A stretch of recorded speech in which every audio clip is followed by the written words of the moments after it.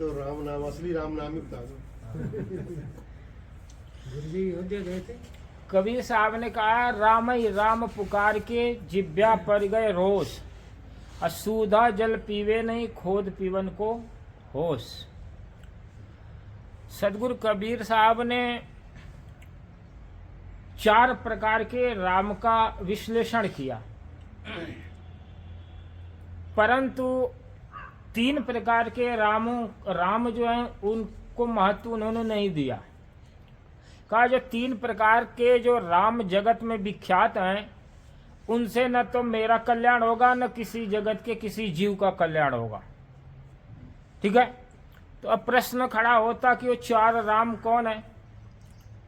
वेदों में भी कहा जाता है, राम का अभिप्राय समझ लीजिए, रमनते रामन, जो रमण करता हो, रमनते राम, जो रमण करता हो, गतिशील हो, क्रियाशील हो, चलायमान हो, परंतु उसके जीवन में उसके अंदर परिवर्तन नहीं हो। तो गतिमान कौन है? ये जो हमारी चेतना है, जो आत्मा है, जो जीव है, वो इसको आत्म राम कहा गया है।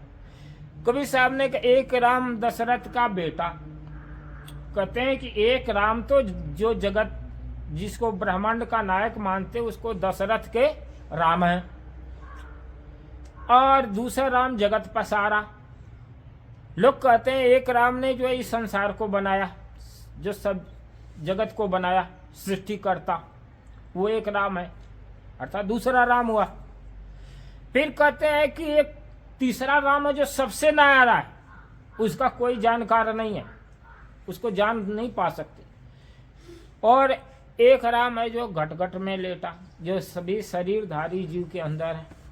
कबीर साहब ने अंतर राम में स्थित जो अंतर शरीर में, अंतर हृदय में राम है, उसी राम को महत्व दिए। बाकी 3 राम को बोले कि ये 3 प्रकार के राम से तुम्हारा कल्याण नहीं होगा, ये केवल बातें हैं, काम नहीं है। अगर देखा जाए तो वेदों में भी राम का उल्लेख आता है, राम के पहले भी राम का उल्लेख आता है। ठीक है, ठीक है। रमन्ते श्रुति अति सर्वत्र, उसमें वेदों में कहा गया है कि जो रत है, समय में रत है, जिसमें श्रुति स्मृति गान करती हैं, वो राम है। अर्थात राम शब्द के बारे में अगर हम विचार करें तो राम नाम के बहुत सारे लोग आज भी हैं, राम नाम के लोग बहुत अभी भी हैं, परंतु उनकी तो कोई पूजा, उसको तो ब्रह्मांड का नायक नहीं मानते, उसको तो भगवान नहीं मानते। अब दूसरी बात आती है कि भाई सच में राम कौन है जिसकी उपासना की जाती है, कि इस राम को राम ने बाजा। जो दशरथ के राम थे, भगवान श्री राम, जिसको अवध नरेश रवधपुरी के लल्ला बोलते हैं, जिसमें पूरे समाज के लोग प्रार्थना कर रहे हैं और हिंदू समाज सनातन धर्म का आइडियोलॉजिकल फैक्ट चल रहा है, उस राम के अंदर भी वो राम की बात जो कबीर ने कहा, उस राम के अंदर भी वही राम थे। परंतु इस राम ने, अयोध्यापति राम ने क्या किए, अपने आदर्शों को इतना बड़ा कर दिया, इतना बड़ा कर दिया, इतना महान कर दिया कि वो पूजनीय हो गए, आदर्श हो गए। उन्होंने सिर्फ एक ही काम किया, बस मर्यादा को इतना विशाल रूप दे दिया अपने जीवन में कि उस मर्यादा को ही अपने व्यक्तित्व का परम उत्कर्ष और जीवन की पराकाष्ठा समझ लिया। और ऐसा अगर गृहस्थ व्यक्ति अपने जीवन में राम के आदर्शों को, अर्थात दशरथ के राम हैं, उनके आदर्शों पर अगर चले तो गृहस्थ जीवन बहुत सुचारू और सुगमता से जिया जा सकता है। अब प्रश्न खड़ा होता है कि श्री राम के जीवन में भी बहुत सारे क्लेश थे, तो क्लेश तो हर इंसान के जीवन में है, समस्या तो हर इंसान के जीवन में है, परंतु समस्या का समाधान नीति के रूप में, धर्म के रूप में, परिवार के रूप में, हर तरह से राम ने अपने जीवन को आदर्शों के इर्द गिर्द जिया। उन्होंने नीति, मर्यादा, सदाचार और नैतिकता का उल्लंघन नहीं किया। वो मर्यादा की सीमा में बदकर मर्यादा को बहुत विराट कर ली। इसलिए वो हमारे सभी मानव जगत के लिए आदर्श बनाए गए और लोग उनको पूजते। अब प्रश्न खड़ा होता, क्या उस राम की मूर्ति की पूजा करने से किसी जीव की या मनुष्य का कल्याण होगा? तो इसमें सदगुरु कबीर साहब का अभिप्राय निकलता है कि इससे बिल्कुल कल्याण नहीं हो सकता। पूजा, प्रीति, सेवा, सत्कार, आदर, सम्मान, स्नेह, प्यार क्या करना चाहिए? इंसान के अंदर जो राम चैतन्य राम है उसके प्रति समादर और आदर की भावना रहने से सच्ची पूजा की जा सकती है। और भगवान राम ने भी यही किया। भगवान श्री राम ने भी वो क्या, अपने गुरु की, अपने माता पिता की, अपने अनुजों की, अपने इष्ट मित्र शागिर्दों की, अपने मित्रों की, अपने यहाँ तक कि जो समाज से दुष्कृत, जिसको अछूत माना गया, उसके प्रति भी समादर की भावना आती है। कुछ लोग कहते हैं कि राम ने शंभु का वध किया, परंतु शंभु जो ऋषि थे या संत थे, इसका प्रक्षेप प्राचीन काल के जो रामचरितमानस कह लीजिए या जो सुंदरकांड है उसमें प्रक्षेप में आता है। प्रक्षेप में यानी रामायण महाकाव्य का सुंदरकांड बाद में जोड़ा गया, पहले नहीं था। रामायण में सुंदरकांड नहीं था, सुंदरकांड बाद में जोड़ा गया। उसमें शंभु वध का विश्लेषण आता है और बाकी राम बालकांड, अरणकांड, ये कांड वन कांड, उसमें शंभु वध का जिक्र नहीं है, बाद में उसको जोड़ा गया। जो प्रक्षेप है, किंवदंतियां हैं, ऐसा नहीं हुआ। अब प्रश्न खड़ा, किस राम की भक्ति करने से? सदगुरु कबीर साहब ने कहते आत्म राम की भक्ति करो, जो आत्मा में। तो अब तो कैसी भक्ति करें? तो ये 10 इंद्रियां है, 5 कर्मेंद्रिय, 5 ज्ञानेन्द्रिय, ये 5 इंद्रियां यही दशरथ है।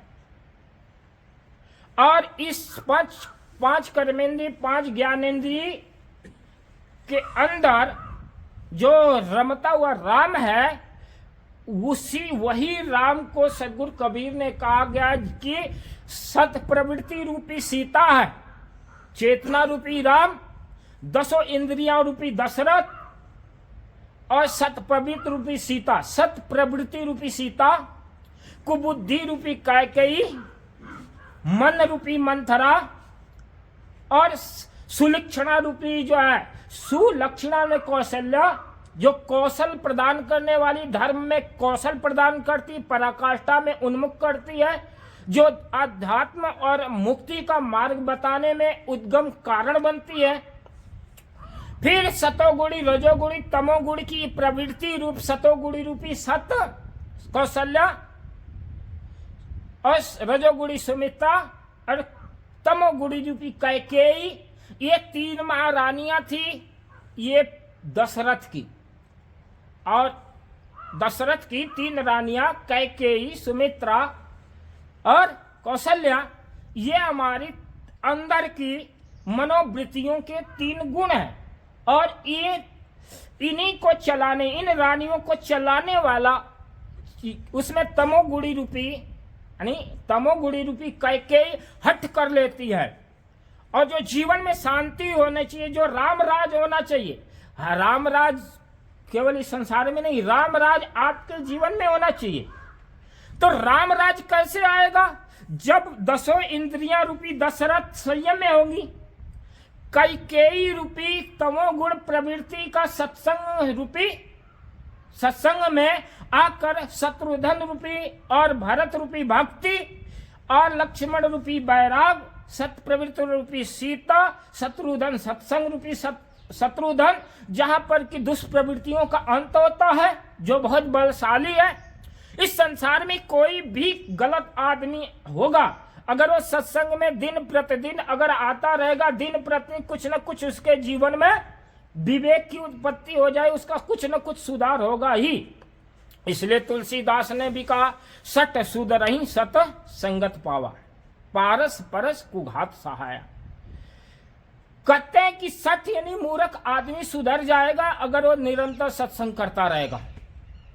अगर कुसंगत में अच्छा आदमी भी अगर रहेगा, अच्छा आदमी भी रहेगा, कुसंगत में पड़ा रहेगा तो क्या हो जाएगा, वो बुरा आदमी हो जाएगा, सठ हो जाएगा, मूढ़ी हो जाएगा, नास्तिक हो जाएगा, स्वेच्छाचारी हो जाएगा, व्यभिचारी हो जाएगा, अहंकारी हो जाएगा, शराबी हो जाएगा, कबाबी हो जाएगा, भ्रष्टाचारी हो जाएगा। सत्संग इतनी महिमापूर्ण है। तो तुलसीदास भी कहे, एक गढ़ो आधो गढ़ी आधो में बुनियाद तुलसी संगत साध की करे रोटी अपराध। कहते करोड़ों करोड़ की जो अपराध जीवन में है तो वो अपराध क्षम हो जाएगा, कट जाएगा। तो क्या यहाँ बैठ गए या जब साधु संत बैठे हैं, जबकि एक दिन सत्संग कर देते, भंडारा कर देते हैं तो आपका सत्संग हो गया और आपका पाप कट गया। अगर मैं बैठा हूँ आधा घंटा आपको सुना रहा हूँ और सुनाने के बाद में आप घर चले जाएंगे तो आपका पाप कट जाएगा। गलत बात, ये इतना निर्णय से कोई नहीं बोलेगा। अगर यहाँ सत्संग सुनेंगे तो आपका ऊपर का मन जो है, जो तेल पालिश लगेगा मन जो है, वो थोड़ा रिलीफ हो जाएगा। लेकिन ये वास्तविक सत्संग नहीं है। कोई महात्मा आ गया, दान दक्षिणा चढ़ा दिया, रुपया पैसा चढ़ा दिया, आरती उतार दिया, फूल चढ़ा दिया, इतना सत्संग नहीं है। इससे आपका कल्याण नहीं होगा। फिर कल्याण कैसे होगा भाई? अब साधु कहेंगे ये तो फिर साधुता के विरुद्ध बात कर रहा है, ये तो अपने डाल पर चढ़ करके अपने ही काट रहा है। पर निर्णय तो निर्णय है, जो कबीर ने बताया हुआ मैं बता देता हूं कि केवल साधुओं की पूजा सत्संग वाचिक सत्संग से आपका कल्याण नहीं होगा। 1 घंटा 2 घंटा आपका सत्संग सुन लिया, दान दक्षिणा किया, खा पी कर घर चले गए, इससे आपका कभी भी भला नहीं होगा, ये गारंटी देता हूं। फिर भला कैसे होगा? तो भला होगा जब आपके जीवन में सत्गुण आएंगे। सतगुण रूपी सत्संग, वास्तविक सत्संग, यथार्थ सत्संग तब होता है जब आपके अंदर कुबुद्धि और सुबुद्धि में सत्संग होता है। यहाँ पर ज्ञानी और अज्ञानी का संवाद होता है, परंतु वास्तविक सत्संग आत्मिक है। जिस दिन आपके जीवन में आत्मिक सत्संग घटित होने वाला हो जाएगा, आत्मिक सत्संग घटित हो जाएगा, आप स्वयं रियलाइज होने लगेंगे कि नहीं, मेरे जीवन में ये तमोगुण है, ये रजोगुण है, ये सतोगुण है, इनको मुझे छोड़ना है। और छोड़ना ही नहीं है, हमें सिर्फ दवाई खाना है और फिर इसके बाद में रोग अपने आप विलुप्त हो जाएगा, रोग दूर हो जाएगा। ऐसे अगर रोगी सोचे कि हम ठीक हो जाएंगे तो रोगी क्या ठीक हो जाएंगे? नहीं ठीक होंगे। दवाई खाइए और दवाई खा करके परहेज कीजिए, सत्संग सुनिए और सत्संग सुनने के बाद में आप आचरण में उतारिए। जिस दिन आचरण में उतारने लगेंगे, आप उन गुणों को आत्मसात करेंगे, उसी दिन से आपके अंदर आत्मिक सत्संग होगा, स्व विवेक की उत्पत्ति हो जाएगी। और स्व विवेक की उत्पत्ति होने के बाद पहला काम होगा आपके जीवन में भक्ति का उदय होगा, और भक्ति से फिर वैराग्य का उदय होगा, और वैराग्य के बाद में फिर आपका स्व विवेक जगने लगेगा और आप हर गलत और सही में निर्णय करने लगेंगे कि ये सही है और ये। फिर जब गलत और सही का निर्णय होगा तभी दशरथ रूपी 10 इंद्रियां क्या हो गया? राममुख हो जाएंगी। क्या हो जाएंगे? राम के उन्मुख हो जाएंगे। अभी किस मुखी हैं? अभी विषय मुख हैं, बहिर्मुखी हैं। तो बहिर्मुखी होने से आपको दुख ही दुख होगा। बहिर्मुखी होने से का मतलब होता रजोगुण और तमोगुण से आपकी मनोवृत्तियां प्रभावित है, और इन रजोगुण तमोगुण से प्रभावित होने से आपका जो राम, आपकी जो चेतना आत्म राम को 14 साल का वनवास हो जाता है। ठीक है, वन को चला जाता है, उसको दुर्दिन भोगना पड़ता। परंतु अगर राम वनवास भी हो जाता, 14 साल का वनवास क्यों हुआ? इसका अभिप्राय क्या होता है? राम को 14 बरस क्यों वनवास हो गया है? आपने कभी सोना? तो 5 यहाँ पर लागू होता है, 5 कर्मेंद्रिय, 5 ज्ञानेंद्रिय और सूक्ष्म शरीर, मन चित्त बुद्धि और अहंकार। मन चित्त बुद्धि और अहंकार 4 अंतर्मुखी, अंतर सूक्ष्म शरीर, अंतःकरण और 5 इंद्रिया, 5 कर्मेंद्रिय। और जैसे ही वनवास हो जाता है, दशरथ मर जाता है। राम राम कर करके मर जाता। क्यों मर जाता? जिस दिन आप अंतर्मुखी हो जाएंगे और आप वैराग्य की तरफ जाएंगे, यानी आत्म कल्याण की तरफ जाएंगे, तो फिर क्या होगा? आत्म कल्याण करने के बाद में क्या है? इंद्रियां है ना, 5 कर्मेंद्रिय 5, ये अपने सत्ता छोड़ देती है, मरने लगती हैं। फिर आपका काम, क्रोध, राग, द्वेष, मोह, मत्सर जो ये विकार हैं, ठीक है, ये विकार मर जाते हैं। दशानन कौन था? रावण था। तो दशानन कौन है? 5 तन के 3 दोष करते हैं शरीर के। चोरी करोगे, हिंसा करोगे, व्यभिचार करोगे, वाणी से गाली दोगे, निंदा करोगे, झूठ बोलोगे, मन से क्रोध करोगे, ईर्ष्या करोगे, छल करोगे, मान करोगे। ये 10 सिर है, एक दुर्विचार है, ये बुराइयां हैं। और जिस दिन जब राम वनवास जाता है तो सबसे पहले ये 10 सिर वाले 10 जो विकार है मन में, सब जो तन से चोरी, हिंसा, व्यभिचार, गाली, निंदा, झूठ, क्रोध, ईर्ष्या, मान, छल, ये 10 सिर वाले जो रावण है, जो हमारा सत प्रवृत्ति रूपी सीता का हरण करता है, सत प्रवृत्ति रूपी सीता का जो रावण हरण कर लेता है 10 सिर वाला, उसको चैतन राम मारता है, हैं? ये मारता है। ये आंतरिक घट की जो लड़ाइयां हैं, और इन्हीं बात को अगर आत्मसात कर इस ब्रह्म विद्या को, इस आत्म विद्या को अगर हम गहराई से एनालिसिस करें और साधना करें, चिंतन करें, मनन करें, तो बाहर कोई राम नहीं है, बाहर कोई रावण नहीं, आपके अंदर ही राम 24 घंटा विराजमान है। और कबीर साहब ने कहा, दिल में खो, दिलई में खो जा ये करीमा रामा। कबीर ने कहा है पागलों, दिल में खोजो राम को और दिल में खोजो रहीम को, करीम को, कहां भटक रहा है इधर उधर। तो यथार्थ राम की भक्ति, उनके आदर्श हमारे अंदर छिपे हुए हैं। ज्यों तिलमाई तेल है त्यों चकमक में आग, तेरा साईं तुझ में जाग सके तो जाग। कैसे जागोगे? ये शब्दों को समझो, चिंतन करो, निधिध्यासन करो, धर्म परायण बनो, और इसको आप अपने जीवन में धीरे धीरे आत्मसात करिए, तो स्व विवेक जगेगा, वैराग आएगा, भक्ति आ जाएगी। अन्यथा संसार के रुपए, पैसे, बेटा बेटी, शादी विवाह, घर द्वार, मकान में उलझ उलझ कर मर जाएंगे। बाहर के राम को पूज कूज करके मृग तृष्णा में ढोल बजाते रहे अध्यापति, ये करे वो करे। उन्होंने भी वो जीवन में वशिष्ठ जी से, वशिष्ठ का मतलब विशेष बुद्धि है, तो जिस व्यक्ति के अंदर विशेष बुद्धि आ जाएगी, विशेष विवेक आ जाएगा, उस दिन वशिष्ठ ही उसका गुरु हो जाते हैं राम का। विश्वामित्र, विश्वामित्र का भी क्या, जो विश्व सबके प्रति मित्रता का, संपूर्ण जगत के प्रति मैत्री भाव रखता, वही विश्वामित्र। जो कल्याण बंधु है, जो धर्म बंधु है, जो सदैव जो है विश्व का कल्याण करने वाला भाव रखता, वही विश्वामित्र है। वो हमारे अंतर्चक्षु है, विवेक है, विचार है। तो एक है वशिष्ठ जो विशेष बुद्धि है, उसको विवेक कहते हैं, और दूसरा कल्याण के मति विश्वामित्र है जो मैत्री भावना जगत के। तो 2 गुरु राम के हैं, क्या? एक विवेक और एक दूसरा विचार। विवेक और विचार, यही कौन है? विश्वामित्र और वशिष्ठ। जो आत्मा के रूपी राम, अपने वास्तविक रूपी राम के क्या है? गुरु है। विवेक और विचार ही जीव के कल्याण के लिए, उसके भले के लिए, उसके कल्याण के लिए, उसके शांति के लिए सदैव मार्गदर्शन करते रहते हैं। घट में राम है। इसको जिस दिन हम समझ लेंगे, बढ़िया से यथार्थ बात को गहराई से चिंतन कर लेंगे, ध्यान करेंगे और निरंतर अभ्यास में रहेंगे, तो परत दर परत, परत दर परत जो गांठें खुलती जाएंगी, गांठें खुलती जाएंगी। काम, क्रोध, राग, द्वेष, मद मत्सर मरते जाएंगे, और अपना जो चेतन आत्मा नवनीत मक्खन की तरह समान हो जाएंगे। चित्त निर्मल हो जाएगा, भाव शुद्ध हो जाएगा, इंद्रियां पवित्र हो जाएंगी, बुद्धि शुद्ध हो जाएगा, और ये सब होने के बाद हमारा कर्म शुद्ध हो जाएगा। कर्म की शुद्धि और कर्म के विपाक का नाम ही सत्संग है और यही कल्याण है।